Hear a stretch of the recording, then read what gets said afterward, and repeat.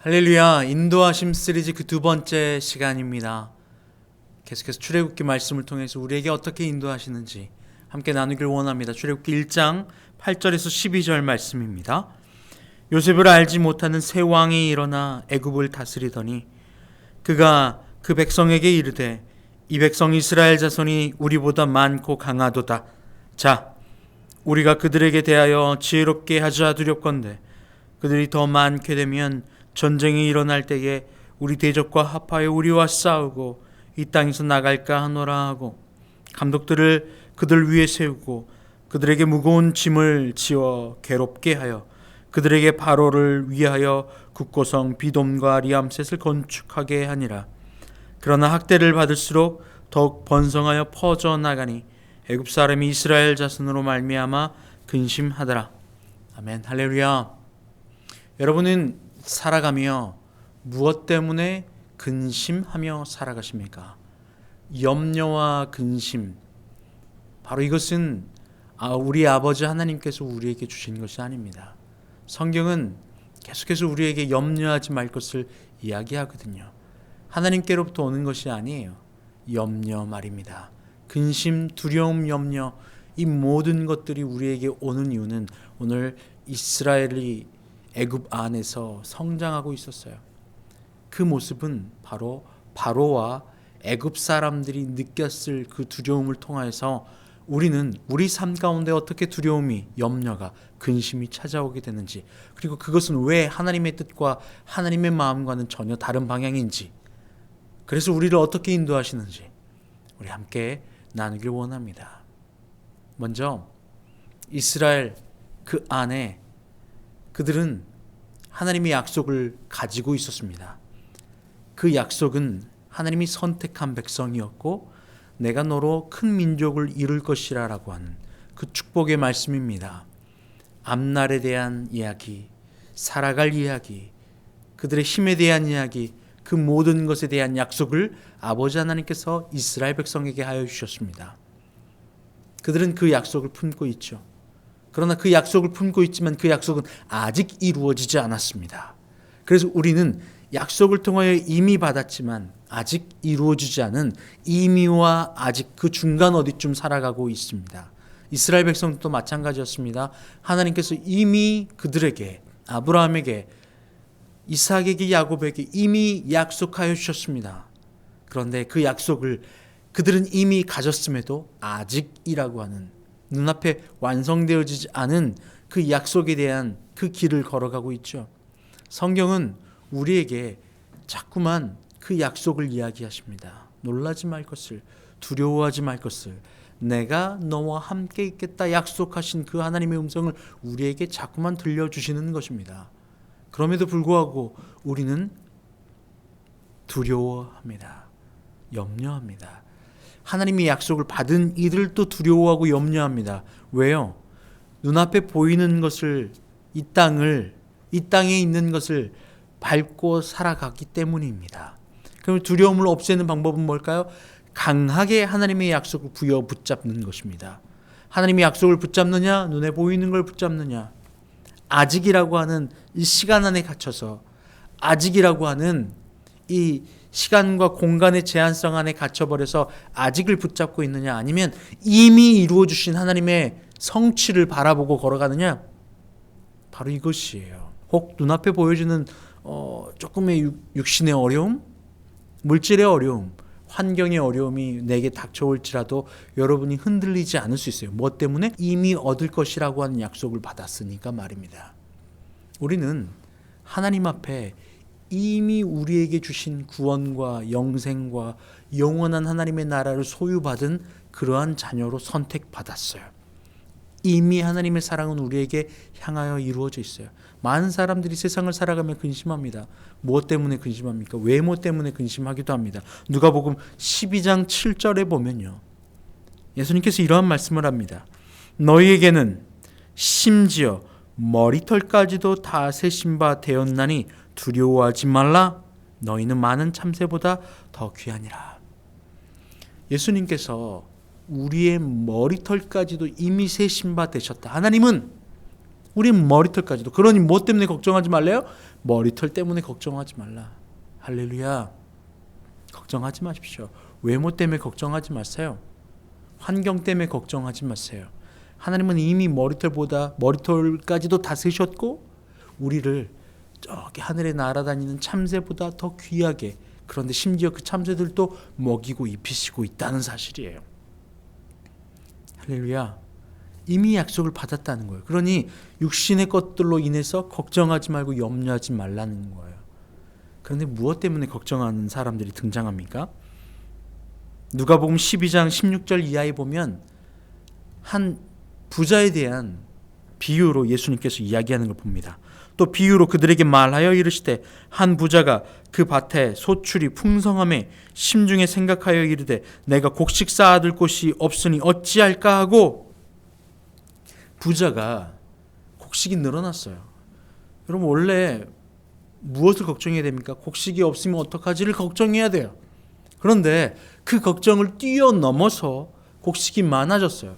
근데 그때 무엇을 걱정하는 거예요? 이 곡식을 어디다 가둬야 될지를 걱정하고 있는 거죠. 아마 곡식이 없는 이들이 볼 때는 정말 그 걱정이 아무 쓸데없는 걱정이고 안 해도 될 걱정이고 그렇잖아요. 그런데 심지어 물질 때문에 물질이 많아져서 그 많아진 물질을 어떻게 관리할까?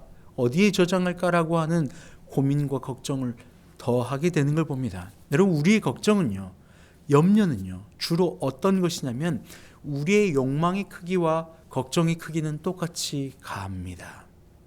내 욕망의 크기가 이만큼이면 걱정거리도 이만큼이에요.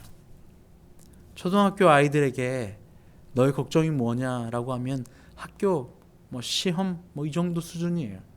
그런데 많은 것을 가지고 있는 어른에게 물어보면 너무나도 많은 걱정과 염려거리가 있습니다. 똑같아요. 먹지 못하는 이에게 걱정이 무엇이냐면 무엇을 먹을까 합니다.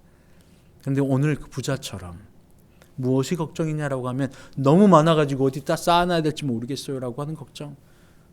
갖지 않은 자의 입장에서 보면 안 해도 될 걱정이지요. 오늘 이스라엘 백성은 애굽 땅에서 그의 자손이 강하여지고 있습니다. 풍성해지고 강하여지고 있어요. 그때 이 애굽에 있던 백성들과 애굽의 왕은 그들로 인하여 근심합니다. 왜요? 그들의 수가 우리보다 많아져서 적군이 쳐들어올 때 그들이 적군과 결탁하여서 우리를 쳐버릴까 봐 염려하고 있습니다. 나의 것을 빼앗길까 봐 빼앗기지 않아야 하기 때문에. 그래서 무엇을 선택합니까? 그들을 더 강하게 누르기로, 압제하기로, 누가 나보다 더 높아질까 봐 나는 그들을 더 누르는 것으로 그들의 선택을 합니다. 그게 걱정이었어요. 세상의 걱정은 이렇습니다. 내가 더 높아져야 되는데, 제가 나보다 높아지면 안 되는데, 누가 나보다 더 높아질까 봐 염려하고 근심합니다. 높아지면 억울해합니다. 이것이 세상이 주는 근심이고 걱정이에요. 그래서 예수님이 비유를 들어서 부자에 대한 이야기를 하시는 거예요. 그리고 예수님이 이야기를 하시는데 참새를 들어 오늘 머리털까지 세시는 하나님께서 참새도 먹이신데 너희들 안 먹이시겠냐? 머리털도 세신다 라고 하면서 머리털 때문에 걱정하지 말 것을, 먹을 걸 가지고 걱정하지 말 것을, 물질이라고 하는 그 물질 세계에 걱정하지 말 것을. 우리가 넘어야 될 고개는 총 3가지 고개가 있습니다. 첫 번째는 물질에 대한 고개입니다. 물질에 대한 고개. 성경은 그래서 염려하지 말 것을 이야기합니다. 누가복음 12장 22절에 또 제자들에게 이르시되 그러므로 내가 너에게 이르노니 너희 목숨을 위하여 무엇을 먹을까, 몸을 위하여 무엇을 입을까 염려하지 말라. 염려하지 말래요. 무엇을 입을까, 무엇을 마실까, 우리의 몸을 위하여 염려하지 말라는 겁니다. 첫 번째 단계죠. 무엇을 먹을까, 돈이죠. 물질에 대한 염려입니다. 이것을 염려하지 말라는 거예요. 왜요? 물질보다, 이거보다 더 중요한 게 있다는데요. 그게 무엇이냐면 23절 말씀에 목숨이 음식보다 중하고 몸이 의복보다 중하니라. 까마귀를 생각하라. 심지도 아니하고 거두지도 아니하며 골방도 없고 창고도 없으되 하나님이 기르시나니 너희는 새보다 얼마나 더 귀하냐? 또 너희 중에 누가 염려함으로 그 키를 한 자라도 더할 수 있느냐? 그런즉 가장 작은 일도 하지 못하면서 어찌 다른 일들을 염려하느냐? 염려하지 말라. 걱정하지 말라.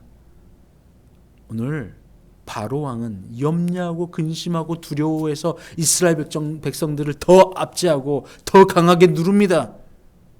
염려와 걱정 무엇 때문이에요? 높아져야 되는데, 물질에 대한 염려를 떠나서 더 나아가서 내가 높아져야 되는데 라고 하는 바로 이 사람에 대한 인정과 또 나의 높아짐, 교만에 대한 이야기입니다. 이 고개가 오늘 바로에게 찾아온 겁니다. 그래서 염려로 찾아오는 거예요. 세상의 모든 염려와 근심은 하나님께로부터 오는 것이 아닙니다. 나의 욕망의 크기로부터 찾아옵니다. 내 욕망과 나의 원이 크면 클수록 염려와 걱정과 두려움은 점점 더 커져갑니다. 가진 것이 많을수록, 자리가 높을수록 더 염려하고 더 걱정합니다.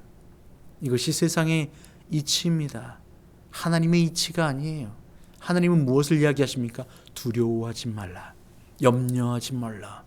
먹을 것을 위하여 염려하지 말고, 우리의 외모를 위하여 염려하지 말고, 무엇을 위하여 염려해야 돼요? 바로 생명을 위하여. 하나님은 그래서 우리에게 이미 우리의 생명을 구원하여 주셨다 이야기하십니다.